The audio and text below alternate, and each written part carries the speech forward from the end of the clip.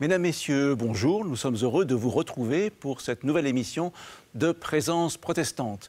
Sur notre plateau, deux invités, Gisèle Génia-Flax et Moussa Bachiri. Nous allons parler de la guerre et de la paix. C'est malheureusement d'actualité, d'une actualité qui vous concerne peut-être plus que d'autres, Gisèle, puisque, étant enfant, vous avez vécu le début de la Seconde Guerre mondiale dans cette terre, Ukraine, Pologne, à la frontière entre les deux. Vous aviez alors 4 ans et demi. Votre mère et votre grand-père ont été emportés sur dénonciation, ont été pris par les nazis. Ils y sont restés, malheureusement.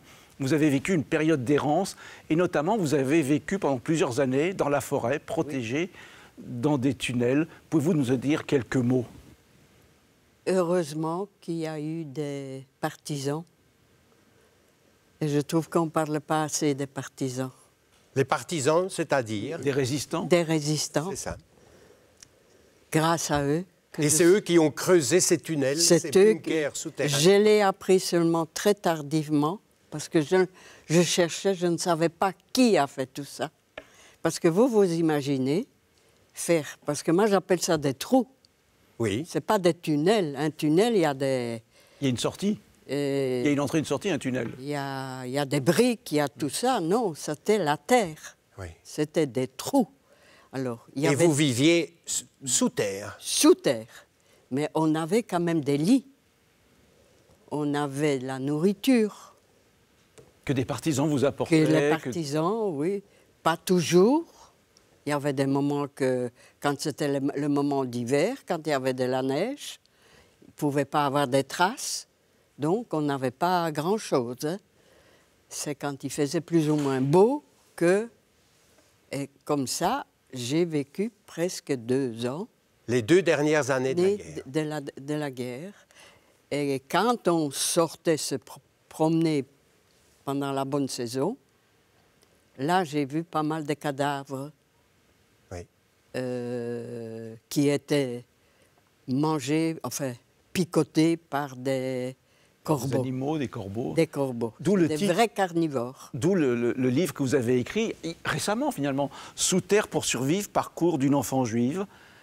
C'est récemment que vous avez senti le besoin d'écrire. Qui est-ce qui vous l'a demandé? C'est une pression? C'est vous-même qui avez eu envie? Non, c'est ma belle-fille, qui n'est pas juive, que j'ai 3 petits-enfants. Elle a voulu savoir d'où je viens. C'est donc pour eux que vous avez d'abord écrit? J'ai commencé à écrire pour mes petits-enfants. Voilà. Oui. Et la maman de Véronique m'a demandé de lire. Et elle m'a demandé, est-ce que je peux donner à Véronique? Et ça a fait comme ça le tour. Et c'est comme ça que ça a commencé.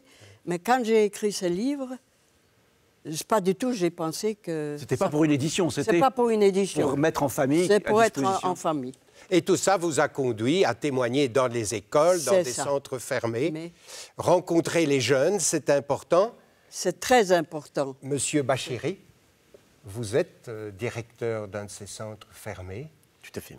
Comment avez-vous rencontré Gisèle? Alors, j'ai rencontré Gisèle sur le projet transfrontalier avec la PJJ, Protection judiciaire de la jeunesse Grand Nord, de la DIR, mais aussi avec Véronique et l'école de Mons, du futur, qui nous ont présenté un projet de pouvoir travailler ensemble sur le devoir de mémoire, avec Gisèle, qui est venue rencontrer ces jeunes, qui est venue témoigner envers ces jeunes, qui ont touché ces jeunes, et qu'elle a laissé une trace sur le devoir de mémoire. Et ils ont découvert une femme résistante dans son domaine, résistante. Oui. Résistante pour vivre et pour témoigner, pour que ça ne se reproduise plus, mais surtout pour aussi rectifier ces jeunes dans leurs mots, dans leur comportement, qui peuvent avoir des mots blessants, qui peuvent avoir des mots antisémites sans le savoir, ou racistes.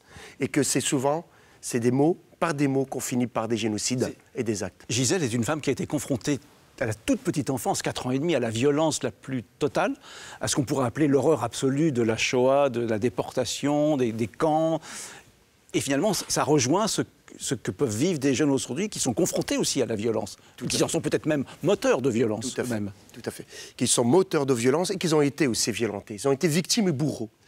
Et que derrière ce témoignage effrayant pour tout le monde, effrayant aussi pour eux, qu'ils ont découvert quand même quelque chose d'effrayant, qu'ils ont découvert quelque chose de violent, plus violent qu'ils ne pouvaient penser, et surtout dit par quelqu'un qui l'a vécu, quelqu'un qui l'a ressenti, qui l'a ressenti dans sa chair.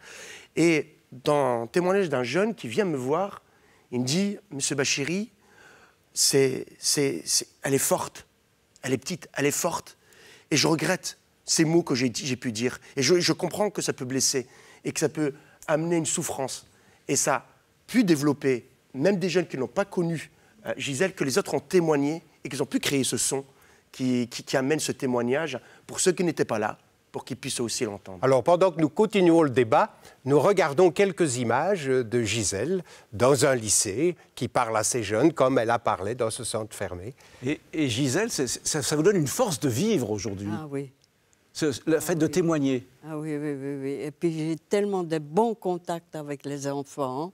C'est formidable. Partout où je vais, franchement, et là où j'ai été avec Moussa, ça m'a tellement... Quand le départ pour moi était vraiment... J'étais triste de quitter... Qu'est-ce qui vous a touché particulièrement dans ce centre fermé de Saint-Venant? Les enfants, ils étaient prévenants, gentils. On pouvait parler normalement avec eux. Je ne savais même pas ce qu'ils ont fait, ni rien du tout. Il y avait même une qui s'est mise à chanter. Tout à fait. J'espère qu'elle va bien. Interviewée par ces jeunes. Parce qu'on a Studio Radio, on a une émission une fois par mois. Elle a été interviewée par ces jeunes sur des questions précises de comment elle a vécu, de comment elle a ressenti, le manque de sa maman, mais aussi les mots et la peur, elle a pu témoigner pour eux.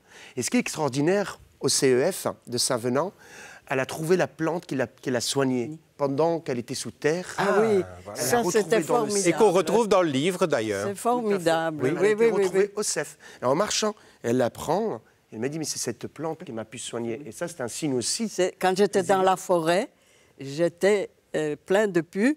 Oui. Et ma grand-mère, quand j'étais... Vous vous souvenez que votre grand-mère... J'étais un enfant sauvage, je sais pas, un garçon manqué. Oui.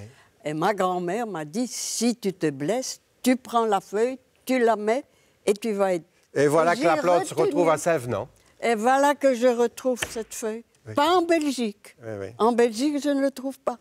En France, je l'ai trouvé. Voilà. C'est un signe pour moi. Alors, racontez-nous, ces jeunes, une anecdote, par exemple, de l'impression que cela leur fait d'être face à une femme comme Gisèle. Il y a une image qui me revient d'une jeune fille qui vient me voir. Et elle m'a dit, c'est extraordinaire, j'ai une histoire. Et elle la raconte à chaque fois qu'elle voit des jeunes, elle puisse le raconter. Et ces jeunes, il faut savoir qu'ils témoignent pour d'autres centres éducatifs fermés et d'autres centres éducatifs renforcés. J'ai plusieurs établissements judiciaires. Ils viennent raconter. Ils l'ont pris à bras-le-corps, mais aussi la ramènent aussi à leur histoire de ce qu'ils sont, de ce qu'ils vivent, et leur donne du courage. Elle dit, mais si un jeune enfant qui a pu résister et résilience de pouvoir s'en sortir, mais moi je ne peux pas me plaindre, comme elle dit souvent, hein, nous ne pouvons pas se plaindre, nous ne pouvons que se relever. Et c'est pour ça que nous avons quand même des enfants qui témoignent à d'autres enfants spontanément. Et ça, c'est extraordinaire. Et il y a une force de vie extraordinaire dans son livre, dans votre livre. Et lorsque nous avons préparé cette rencontre, vous avez dit, cette force extraordinaire, c'est que malgré tout, je crois en l'humain. Ah, oui. Voilà une bonne conclusion. Et cette conclusion, nous allons la laisser aux jeunes de Saint-Venant qui ont créé un rap pour Gisèle. Je lis quelques mots. Quand je suis dans le noir, je pense à ton sourire, sous terre pour survivre, sous terre pour oublier. Quand on écoute ton histoire, tes paroles résonnent. Eh bien, chers amis, c'est ici que prend fin notre émission avec ces jeunes de Saint-Venant. Sous terre pour survivre, sous terre pour oublier. Gisèle, t'as décidé de venir nous raconter ton histoire, tes malheurs, cette guerre, cette terreur. Victime de l'être humain, coupable des pires horreurs. Orpheline, tu étais, rarement t'as connu le bonheur. Désormais t'écris des livres, ton histoire sous les projecteurs. On t'a volé ton enfance, aujourd'hui la chance qu'on a d'être en France et de ne pas connaître la peur. Ton chemin en dit long quand on écoute ton histoire. Tes paroles résonnent car elles sont remplies d'espoir. Je repense à toi seul dans le froid et dans le noir. Mes pensées si sombres quand je repense à toi le soir.